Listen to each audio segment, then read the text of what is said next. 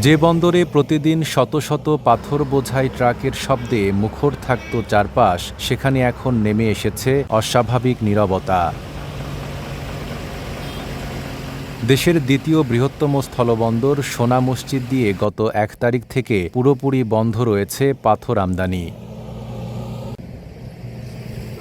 ব্যবসায়ীরা বলছেন, ভারতের মোহদীপুর এক্সপার্টার্স অ্যাসোসিয়েশন হঠাৎ করেই প্রতি টন পাথরের এলসি মূল্য $13 থেকে বাড়িয়ে $15 দাবি করে। কোনো পূর্ব আলোচনা ছাড়াই নতুন এই সিদ্ধান্ত কার্যকর করায় ভারতীয় অংশ থেকে বন্ধ করে দেওয়া হয় পাথর রপ্তানি। ফলে দুই দেশের সীমান্ত জুড়ে আটকে পড়েছে শত শত ট্রাক। পাথরটা বন্ধ আমরা করিনি, ইন্ডিয়া করেছে।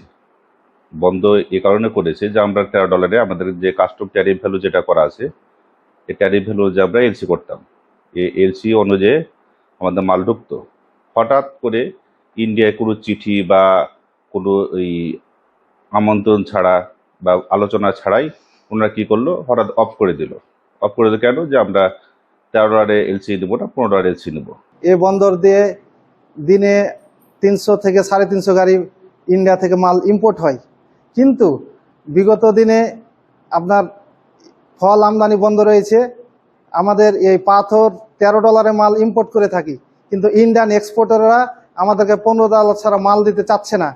যদি তারা এই দাবির উপরে থাকে, তাহলে এই পোর্ট দিয়ে পাথর ইম্পোর্ট না হলে আমাদের এই পোর্ট ক্ষতির সম্মুখীন হচ্ছে এবং আমরা ব্যবসায়িকরা ক্ষতির সম্মুখীনে পড়ে যাচ্ছি। আমরা রাষ্ট্রের স্বার্থটা দেখছি, কিন্তু স্বার্থটা দেখতে যে আমরা ব্যবসায়িকভাবে কিছু ক্ষতিগ্রস্ত হয়েছি। এখানে লেবার, তারপরে ট্রাক বা আরো শ্রমিকরা অনেক জড়িত। তারা হয়তো এই ঈদের আগামতে তারা হয়তো অনেক চিন্তিত যে আমরা কিভাবে ঈদটা করব বা খরচ কিভাবে আমরা এখান থেকে আসবে। এই অচল অবস্থার সবচেয়ে বড় প্রভাব পড়েছে বন্দরের শ্রমিকদের জীবনে। লোড আনলোড শ্রমিক, কাস্টমস কুলি, ট্রাক শ্রমিক সহ বন্দরের উপর নির্ভরশীল প্রায় 5,000 মানুষ এখন কর্মহীন। ঈদের আগে আয় বন্ধ হয়ে যাওয়ায় চরম দুশ্চিন্তায় দিন কাটছে তাদের।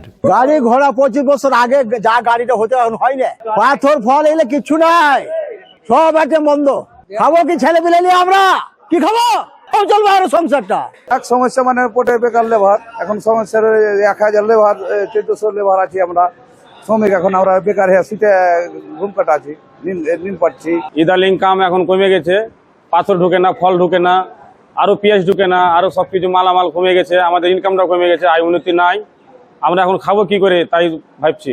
বন্দর সংশ্লিষ্টরা বলছেন, প্রতিদিন যেখানে প্রায় 350টি পাথর বোঝাই ট্রাক বন্দরে প্রবেশ করত, সেখানে এখন অন্য পণ্যের মাত্র 20 থেকে 30টি গাড়ি আসছে। ফলে প্রতিদিন প্রায় 2 কোটি টাকার রাজস্ব হারাচ্ছে সরকার। এই পোর্টটা হচ্ছে পাথর, পেঁয়াজ এবং ফলের পোর্ট। অলরেডি 3-4 বছর থেকে ফল এবং পেঁয়াজ বন্ধ রয়েছে, আর পাথরটা 1 তারিখ থেকে বন্ধ রয়েছে। যার কারণ হচ্ছে যে ইন্ডিয়ান সাইডে হঠাৎ করে $13 অ্যাসেসমেন্ট হচ্ছিল, সেটা $15 করেছে।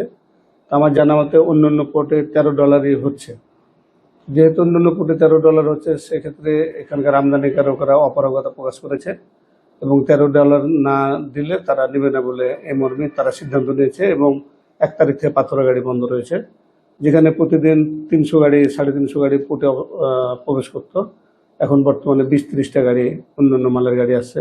ইন্ডিয়ার এক্সপোর্টার যারা পাথর রপ্তানি করে, ওনারা $15 অ্যাসেসমেন্ট করতে বলছে এলসি করার জন্য। বাস্তবে আমাদের এখানে অ্যাসেসমেন্ট হয় $13, কিন্তু আমাদের এই বাংলাদেশের আমদানিকারকরা $15 মানতে তাদের আপত্তি, যে আমরা সেটা মানতে পারবো না, এক্ষেত্রে অনেক হয়তো ডলার চলে যাবে বা রেভিনিউর অনেক বেশি হবে, যার কারণে এটা আপাতত বন্ধ রয়েছে। কিন্তু গত অর্থ বছরের জুন পর্যন্ত যদি আমি হিসেব করি, তাহলে প্রায় 909 কোটি টাকা, প্রায় 200 কোটি টাকার একটা ঘাটতি আছে। এদিক দিয়ে যদি আমি হিসাব করি, এই কিছুদিনে অ্যাপ্রক্সিমেট 30-40 কোটি টাকার মতো একটা শুধু পাথর থেকেই ঘাটতি আছে। তো আশাবাদী কোনো জিনিসই তো সমাধান, মানে অসম্ভব কিছু বলতে তো কিছু নেই, সমাধান তো হবেই, আশা করি খুব শীঘ্রই হবে। দীর্ঘদিন ফল আমদানি বন্ধ থাকার পর এবার থমকে গেছে পাথর আমদানিও। এতে ব্যবসায়ী থেকে শুরু করে শ্রমিক সবাই পড়েছেন চরম সংকটে। দ্রুত দুই দেশের উচ্চ পর্যায়ের আলোচনার মাধ্যমে এই কৃত্রিম সংকট দূর করে বন্দরটি সচল করার দাবি সংশ্লিষ্ট সবার। নাইম আরাবী, ঢাকা পোস্ট।